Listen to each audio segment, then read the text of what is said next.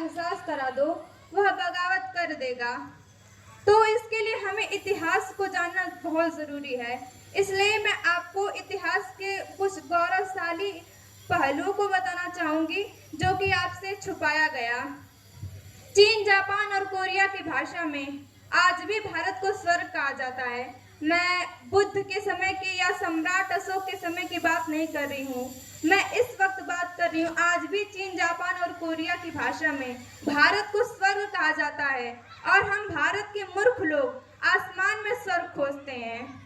जिस व्यक्ति ने एशिया की 5% जमीन जीती थी, जिसका नाम सिकंदर है, उसे विश्व विजेता कहा गया।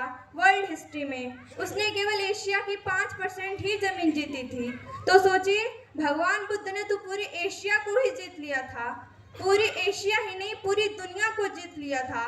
तो फिर उन्हें विश्व गुरु क्यों ना कहा जाए। फायान के साथ एक व्यक्ति आया था, ताओ चीन। तो उसने जब हमारे देश भारत को देखा तो फायान से बोला कि फायान, अब मैं अपने देश वापस नहीं जाऊंगा। भारत कितना सुंदर देश है, भारत तो बिल्कुल स्वर्ग है। अब मैं अपने देश वापस नहीं जाऊंगा और अगर पुनर्जन्म होता होगा तो, ऐसा नहीं कहा कि पुनर्जन्म होता है, मतलब होता होगा तो मैं भारत में ही जन्म लूंगा। सोचिए कैसा रहा होगा हमारा बौद्धमय भारत। और आज इन ब्राह्मणवादियों ने इसे क्या बना दिया है।